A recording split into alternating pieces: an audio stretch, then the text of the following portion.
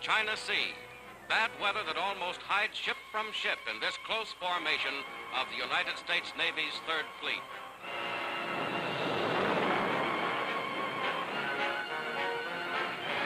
In a power maneuver, the Navy moves to neutralize enemy interference with operations in the Philippines. Stretching like a protective blanket for miles, the storm area conceals the movements of the task force. Now planes are launched and the Navy strikes sudden sharp blows at Japanese bases on the Indo-China coast.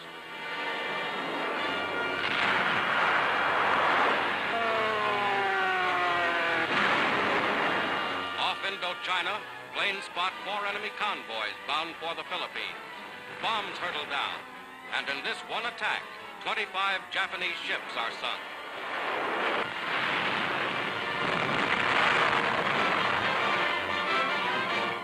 An important mission completed, the carrier planes return to their ships. One plane comes to grief on a carrier deck.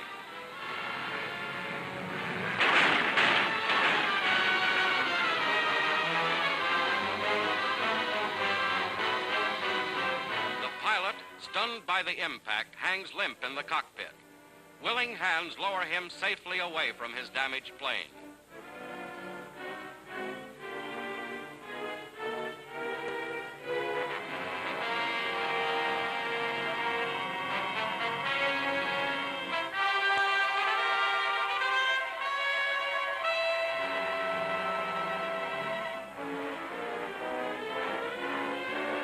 Now the great port of Saigon, Indo-China, is the target, as the Navy lashes out again. Torpedo planes send their projectiles into a Japanese tanker, loaded with oil from the Saigon fields.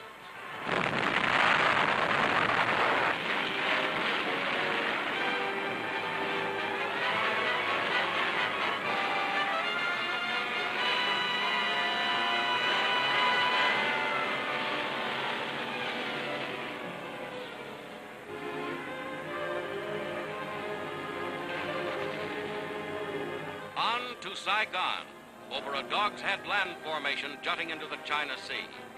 Saigon oil reserves go up in smoke, a preview of daring massed carrier plane attacks which have now smashed at Tokyo itself.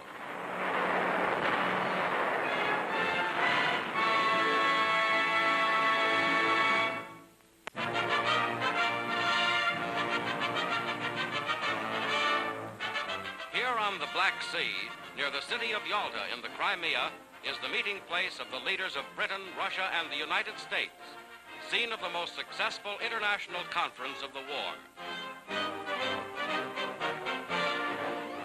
Livadia Castle, once the summer palace of Tsar Nicholas II. Here the Crimea Conference is to take place, and the surrounding countryside is busy with preparations. Military convoys bring necessary supplies.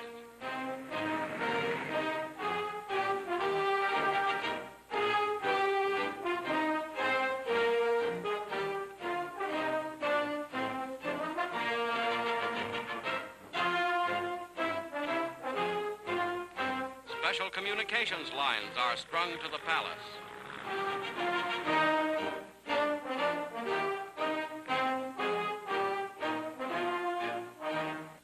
Under 3 flags at a nearby airfield, Russian officials headed by Foreign Secretary Molotov await the arrival of the British and American delegations.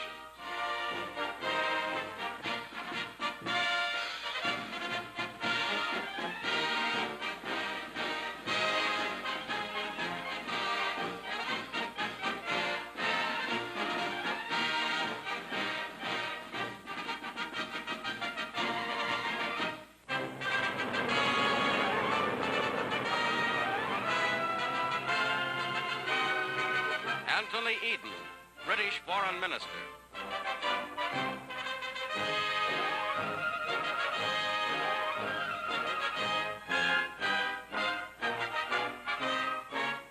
Edward Stettinius, United States Secretary of State.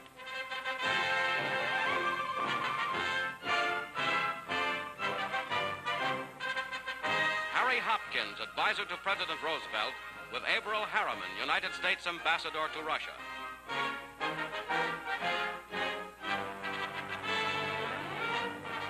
And and Winston Churchill, Prime Minister of Great Britain.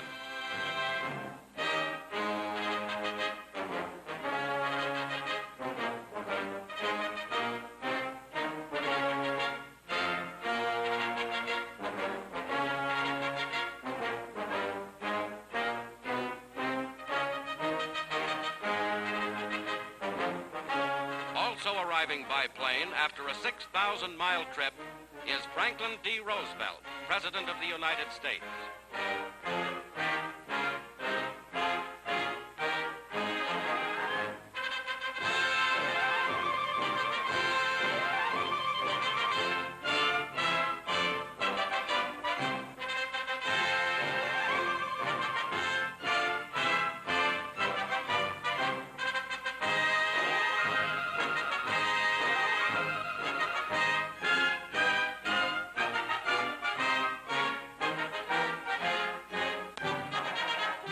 First of 8 days of day and night conferences at Levadia Castle begins with the arrival of distinguished participants.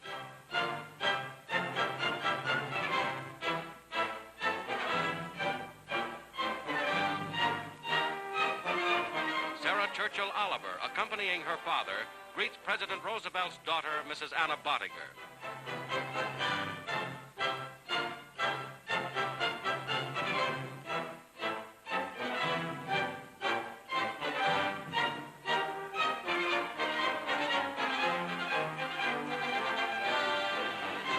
Marshal Joseph Stalin, Premier of the Soviet Union. At the time of the first three-nation conference at Tehran 14 months ago, the ground over which Stalin now walks was still in the enemy's hands.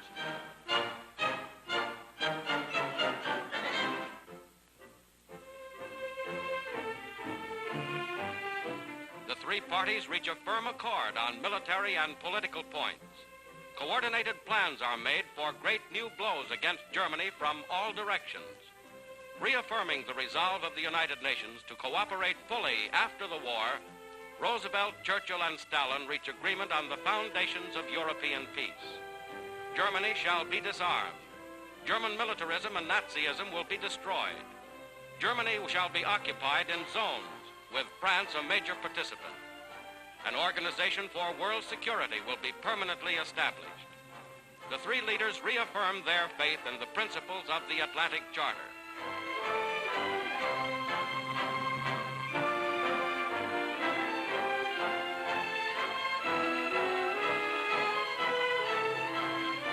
Moving outside, Sarah Oliver, Catherine Harriman, daughter of the American ambassador, and Mrs. Bottiger watch as the three leaders briefly interrupt their conference to pose for history-making pictures. Says the special communique signed by all three. Our meeting here in the Crimea has reaffirmed our common determination to maintain and strengthen in the peace to come that unity of purpose and of action which has made victory possible and certain for the United Nations in this war. We believe that this is a sacred obligation which our governments owe to our peoples and to all peoples of the world. Winston Churchill, Franklin Roosevelt, Joseph Stalin.